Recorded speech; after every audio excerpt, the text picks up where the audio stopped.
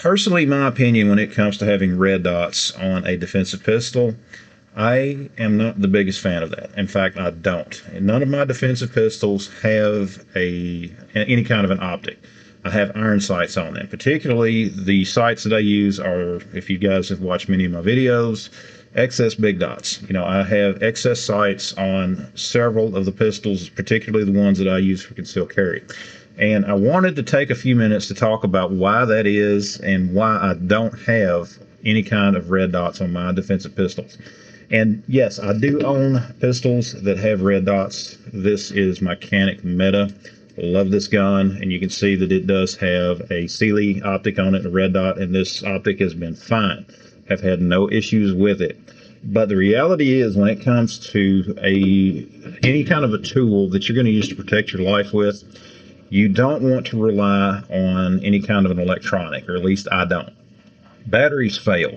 Okay, things go out on them.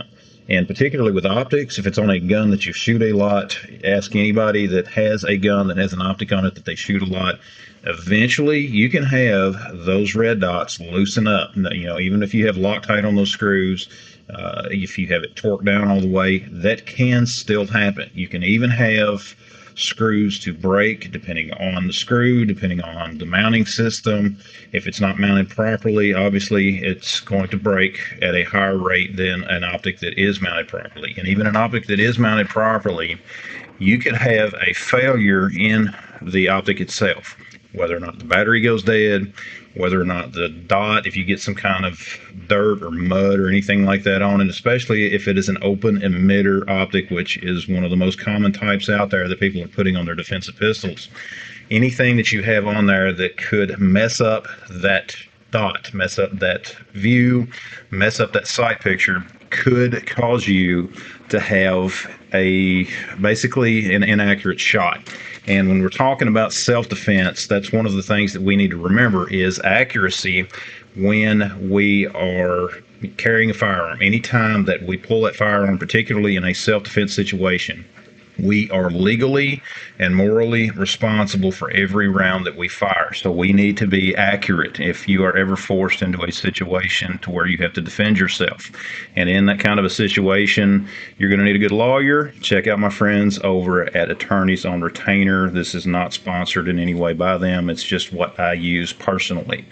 Now, if you have a red dot on your particular firearm, the one thing, or the minimum that you should do, is you should have a way to have it in line with a set of irons, to where if that optic fails, you still have a way to aim that firearm. Okay, with this gun here, it is in line. If I was, and I know you're not going to be able to see it on camera, but I do have this gun set up to where that dot, you can kind of see it there. That dot basically is in perfect alignment with those sights. And I've had this gun down at my range. I've got videos on it too. And basically when that dot is setting on top of that front sight post, that's where that bullet is going to go. And if that dot ever failed, I still have those irons. But again, this is not a gun that I use necessarily for self-defense. And I use something like this. This is my Glock 45, and setting on it is a set of those excess big dots. And you can see it there, what the sight picture is for those big dots. You've seen with the optic, you had that red dot there, but with these, that front sight post, for me, it is very fast. I'm not hunting it. There again, if you have a red dot and you are trying to find where that dot is, if you're drawing out, and yes, you need to train. No matter what you decide to go with, you need to train. But even with that red dot, to get it in there, you can see if I am slightly high, and you can kind of see the comparison where the sights are. If I'm high, I don't see that dot at all. But when I do bring it down, I can get that lined up and I'll be right there on it. And again, guys, this is just my opinion. You guys let me know yours down in the comments below. With something like this, that very high vis front sight, no matter where that is, for whatever reason, I can see that front sight post, and I know that I've got to get it down in alignment with that rear sight to a certain level to be able to fire a decently accurate shot. And there again, guys, you don't want to just blindly fire rounds. You want to make sure that you are accurate, okay? It's not the first shot that counts, it's the first hit, okay? I think that was There again, you guys, if you go into your classic westerns, Wyatt Earp, that's one of his statements, and I think it's a very good one. He's someone that's obviously well experienced in that. You need to have a good way to get a good shot off, and there again, my personal preference is having an iron sight and not an optic. Again, guys, that's just my personal preference, but no matter what you choose to carry, you need to make sure that you spend the time on the range to become proficient with it. I don't like optics on defensive guns. You may like them just fine.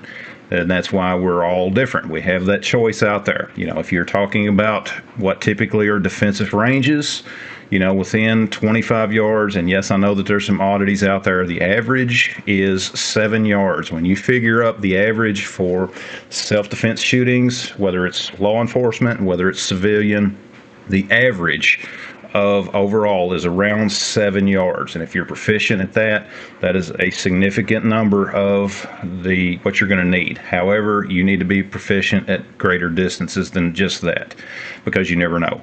But guys, that's just a few of my thoughts. And again, an optic, longer ranges, yes, you can have, some people can have a little bit better accuracy at longer range. But again, if it's for defensive purposes, you've got to be careful. You've got to think about what is truly self-defense if you're trying to get out of that situation, and what could be considered a non-self-defense case. Again, guys, you got to protect yourself all the way around, not just in that incident, but things after that. You know, that's part of the fight as well. You know, the fight starts when it happens, but it's not over. You know, when that incident happens, but it's not going to be over until you are legally justified by the courts of being in the right for self-defense. But guys, anyways, it's just a few of my thoughts. Let me know yours down in the comments below.